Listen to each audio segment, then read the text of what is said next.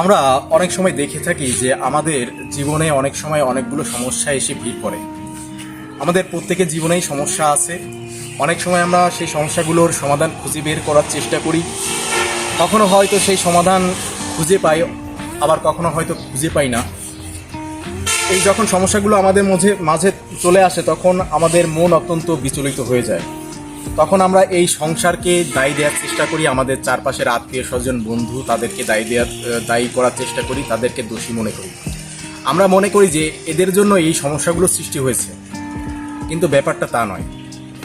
এই অন্যকে দোষ দেওয়ার আগে একটু ভাবুন, এটা সম্পূর্ণ আপনার মন মানসিকতার খেলা, আপনার দৃষ্টিভঙ্গির খেলা। তাই মন মানসিকতা, মনের দৃষ্টিভঙ্গি একটু পাল্টে দেখার চেষ্টা করুন।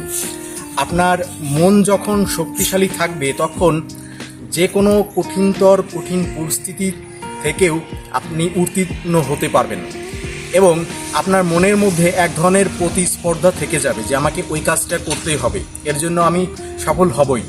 কিন্তু যখন আপনার মন অত্যন্ত দুর্বল থাকে, তখন ছোট ছোট সমস্যাগুলোও অনেক বড় কঠিন হয়ে দাঁড়িয়ে যায়।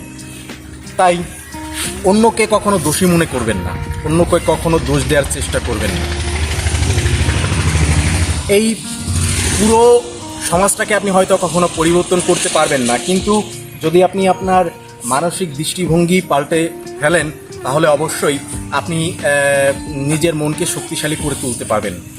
আর যখন এই মন শক্তিশালী হবে, তখন যে কোনো কাজ ইজিলি করতে পারবেন। এটা হয়তো আপনি আপনার বাস্তব জীবনে কাজে লাগালেই বুঝতে পারবেন। তো সমস্যার যখন সৃষ্টি হয়, তখন সেই সমস্যার মূলে যাওয়ার চেষ্টা করুন। আসলে সমস্যাটা কোথায় সেটা বোঝার চেষ্টা করুন, এবং যখন আপনি সমস্যার মূলটা ধরতে পারবেন, প্রবলেম তখন অটোমেটিক্যালি সলভ হয়ে যাবে।